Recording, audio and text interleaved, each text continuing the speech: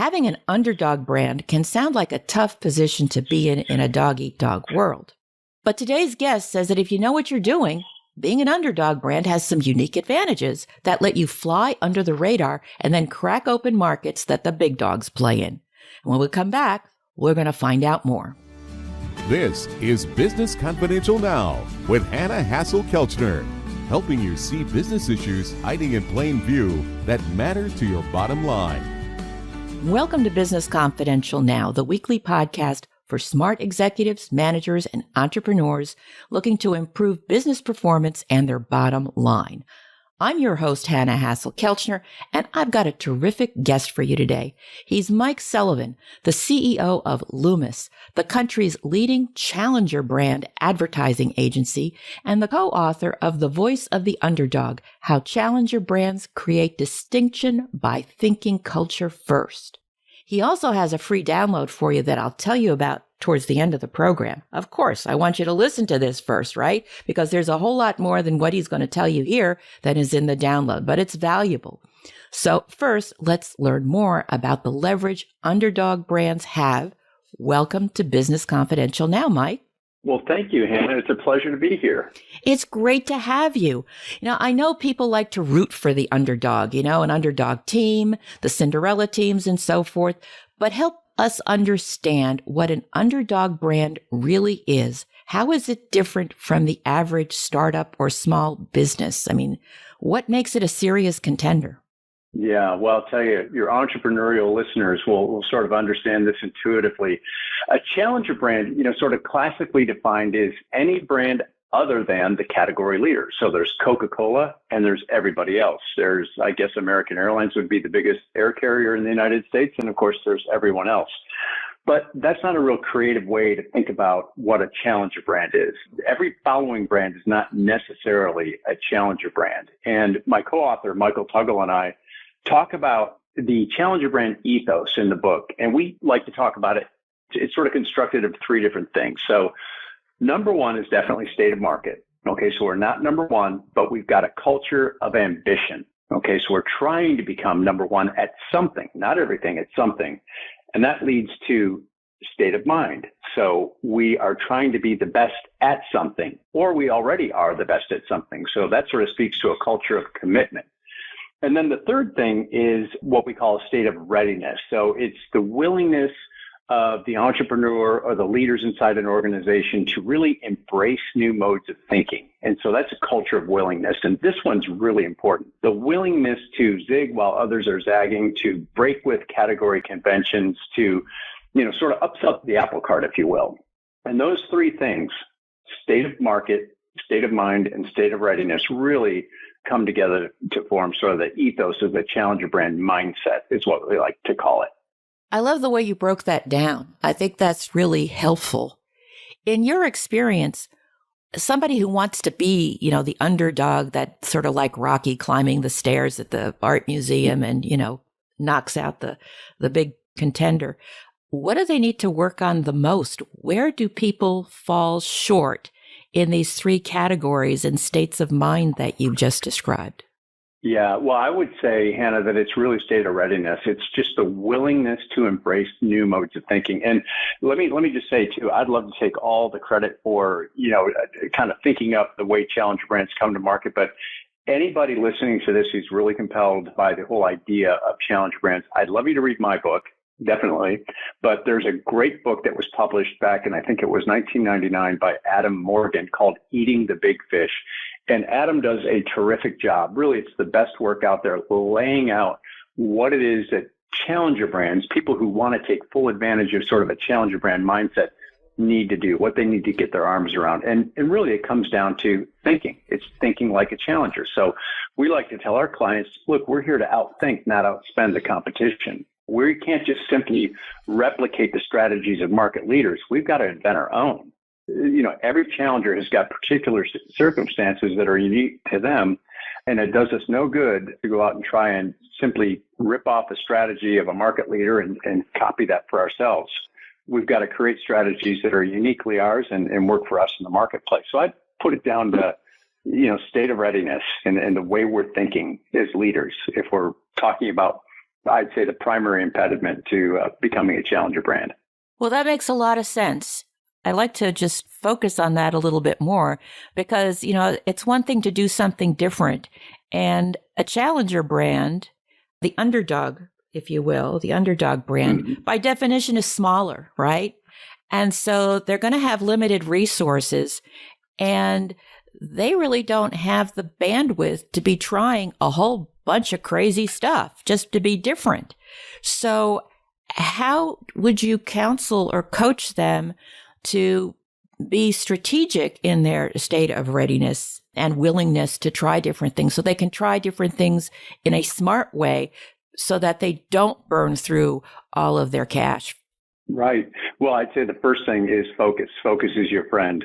And I think it's very true for entrepreneurial minds. We like to think that everybody is going to be the customer for our product or our service, and that's just not true. So get radically focused on who exactly your customer is and radically focused on what it is that you're providing, what need you're solving for them.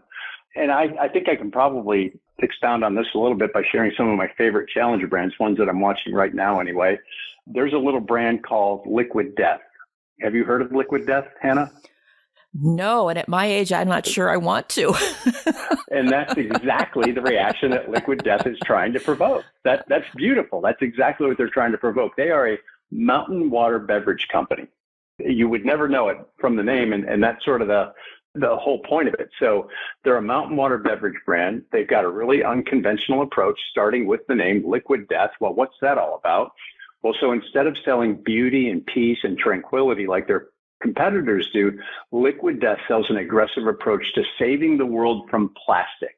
So they sell mountain water in aluminum cans. So their taglines, and there are various of them, is murder your thirst, death to plastic. And if you go on their website or you look at their brand, they look like a brand that is absolutely running against the grain of the category. There's not another beverage brand like them that is selling pure mountain water. So again, that goes back to mindset. They thought very differently about the category. They flipped it on its head and they said, hey, what if we cultivate a big following among young consumers and try to create sort of a cult-like following around them? Everything rooted in their brand values. Again, they're celebrating absurdity. They're being bold. They're taking risks and doing things differently. They're leaning into fearlessness and irreverence and that sort of thing. And they are crushing it. I want to say that in the first month, their social numbers exceeded Pepsi's Aquafina on Facebook and I think on Instagram as well. So big marketplace success, again, running against the grain and doing something completely different, surprising consumers. So I love that example. And of course, there's plenty of others. I love brands like Chick-fil-A and Trader Joe's. And I don't know if you're familiar with Lush. It's a brand you'll find in malls. They're a cosmetics brand that has done just a terrific job disrupting that category. So you look at disruptors and how they show up in a category and what is it that they're doing different? What are they focusing on very precisely? And who are they focusing on? They're not trying to be all things to all people. Just like Liquid Death wouldn't be a beverage that you might pick up at the grocery store, but geez, those teenagers sure love it. Well, it certainly provokes curiosity. Is this the key to euthanasia? I mean, no. Right. But yeah, I can definitely see why it has that sort of cult-like appeal. Right.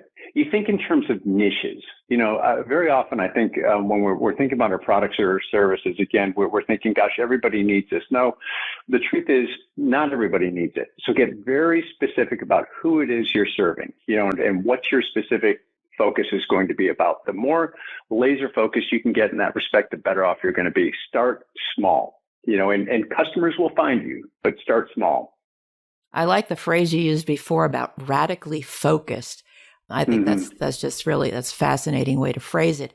Now, when it comes to underdog brands, are most of these deliberate or can some of it happen organically? I would say that most of them are deliberate. They may not think of themselves classically as challengers, but certainly it goes back to that mindset. They're definitely understanding that they're doing things very differently. You look at a brand like Chick-fil-A. Did Truett Cathy, the founder of Chick-fil-A, back in the 60s say, hey, I'm going to be a challenger brand. I'm going to run against the grain. No, he didn't. What he likely did was he got very clear on his values, his personal values, first and foremost.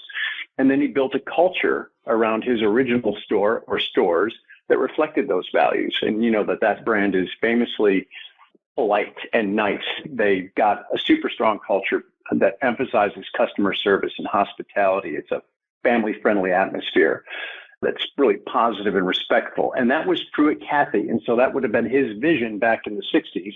And because it has been maintained by the family, it's a family-owned brand, I believe, to this very day. They've continued that to this very day. And if you look at the quick service restaurant category, Chick-fil-A on all of the measures, and there are studies done in the segment that measure things like friendliness of the restaurant chain, they routinely are number one. And I mean, we're talking for decades, they've been number one. And the second place finisher is a full 25 points below them. Well, how do they pull that off? It was interesting. I was listening to a archived radio show with Truett being interviewed by a couple of radio show hosts. And they said, Truett, how is it that you train people to be so polite and to say things like please and thank you? And he said in his slow Southern drawl, he says, well, gentlemen, I don't train people to say please and thank you. I hire people who say please and thank you. And so this is where culture becomes so important for supporting what a brand wants to do, and it's trying to be in the marketplace. Truett Cathy and the people at Chick-fil-A understand who they are, what they represent in the marketplace, and then they go out and they find more people like them, and they invite them into their company, and then they train them, certainly, to execute in such a way that they are delivering on their brand promises. And that's why we talk about it in the book where, it is a mouthful, the title. It's The Voice of the Underdog, How Challenger Brands Create Distinction by Thinking Culture First. We really believe, that is my co-author and I, Michael Tuggle, really believe that culture becomes so critically important for helping brands create distinction. It's when that culture is perfectly aligned with who they say they are in the marketplace that the magic really happens. I'll take a breath here and let you. That's a lot to digest. It really is. I'm just wondering, big companies, the Coca-Colas of the world, they're always coming out with new products. Is it possible for them to have an underdog brand? Well, I think it's difficult. If you look at Red Bull, for example, who basically single-handedly invented the energy drink category, Coke was very late to that game. I forget the name of the product that they just introduced maybe a year and a half ago, finally, to try and compete with Red Bull. And they aren't having the success that Red Bull has. Obviously, Red Bull is now the market leader. And this is the thing about challenger brands. They don't start as market leaders, but often they do become market leaders. So I think it's possible, Hannah, but I don't see it happen very often in nature. I'm a kid from Detroit, so I watched the big three automotive companies stumble along and act like category leaders for many, many, many decades, and it finally caught up to them. And now you see sort of a little evidence of challenger thinking, but honestly, I think that's a real liability for category leaders. And that's one of the reasons that challengers are able to succeed. Category leaders very often don't take them seriously. They underestimate challengers. And I think, again, it comes back to culture. If you've got the culture of a category leader, that informs your behavior in one way. If you've got the culture of an aggressive following brand, well, that informs your behavior very differently. Well, when an underdog brand does become a market leader, like Red Bull, what do they need to focus on in order to maintain the culture that got them there? Well, that's a great question. So it really comes down to leadership and staying radically focused on the things that did get you there. What it is that's important to your customers, staying tuned to that, offering new products, new services that are relevant for your customers. But the truth is we see a lot of examples where challenger brands, look at Southwest Airlines, for example, they grow and maybe they grow past, or maybe the founder or the original leadership group leaves and things change dramatically. So Herb Kelleher, who founded Southwest Airlines famously in the I think it was the 1970s, put together this killer little regional airline brand and did things very differently from the rest of the airline industry. Well, Herb left in 2004. I think he retired at that point and has since passed on. And the CEO who followed him was more focused on the numbers, and it dramatically changed the culture. And only a month or so ago, I think it was over the holidays, you saw how that caught up to them. They've got apparently a scheduling system that's severely antiquated, and they've got a culture that's degrading. And Southwest Airlines is no longer the darling of the airline industry that it once was. And so that's definitely something that leaders of challenger brands, as they mature and grow, really need to be watching out for. I think, though, for smaller entrepreneurs, smaller challenger brands, man, that's just pure opportunity. I mean, look what Tesla did. Look what Elon Musk did with Tesla, coming out of relative obscurity to really upset the auto industry in a way that is pretty profound. If you think about it, what he was able to do single-handedly, who would have ever thought that there would have even been another auto manufacturer in the United States, let alone one that's been as successful as he has been. So again, it really comes down to maintaining that culture over time to sustain that kind of success. And you definitely don't want to outrun your headlights like Elon Musk is doing sometimes. Yeah. Or become the subject of a Saturday Night Live sketch like Southwest has become. Yeah, exactly. Well, and that's so with Elon Musk too.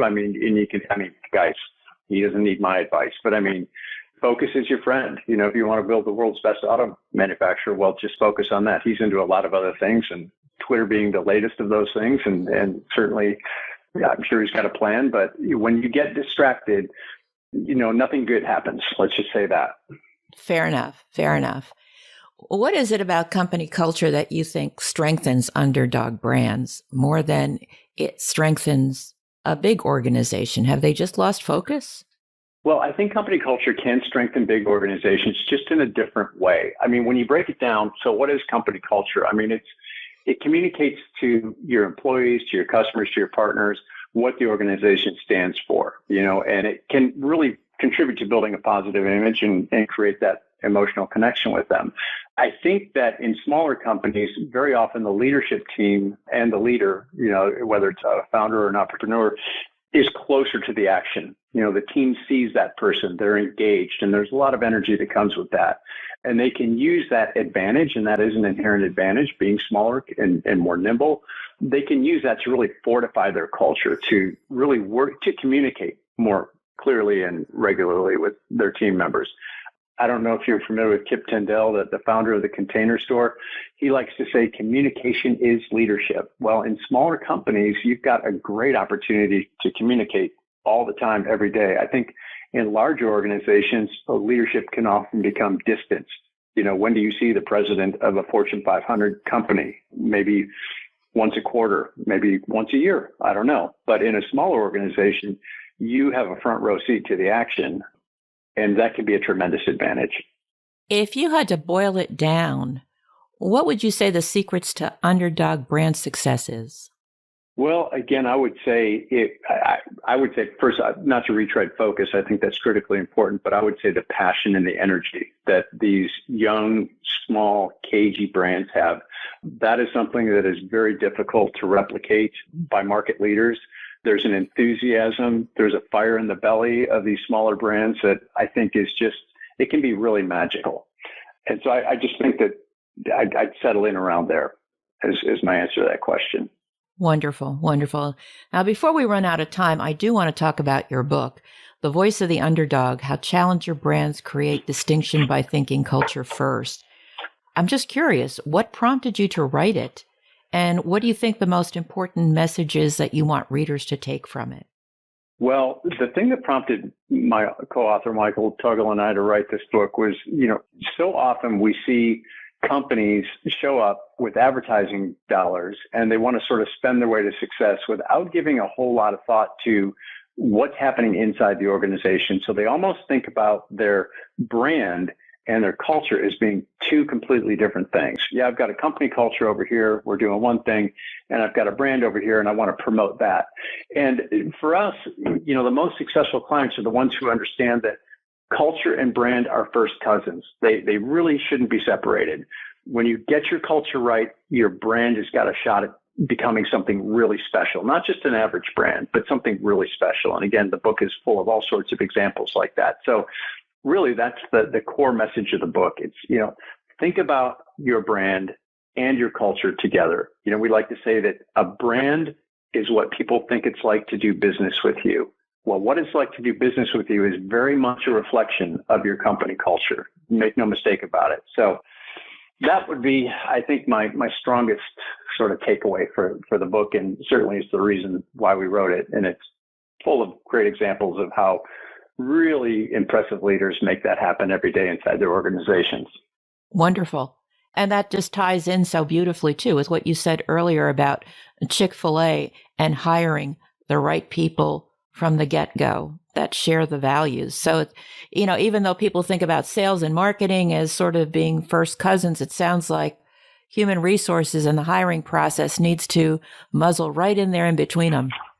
That's 100% right, Hannah. In fact, we've got a chapter in the book. It says why HR and marketing should share an office.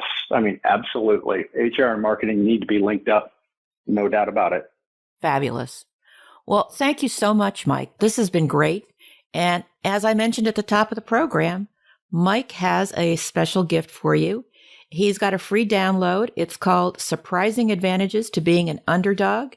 It's a no strings attached download, no email, no password. So come on over to Mike's episode page at businessconfidentialradio.com. And you'll also find out more about his work at LOOMIS and his book, The Voice of the Underdog, How Challenger Brands Create Distinction by Thinking Culture First. That information, plus a transcript of this interview, can be found in the show notes there. Again, that's businessconfidentialradio.com. So thank you so much for listening. Please be sure to tell your friends about the show and leave a positive review. We'll be back next Thursday with another episode of Business Confidential Now. So until then, have a great day and an even better tomorrow.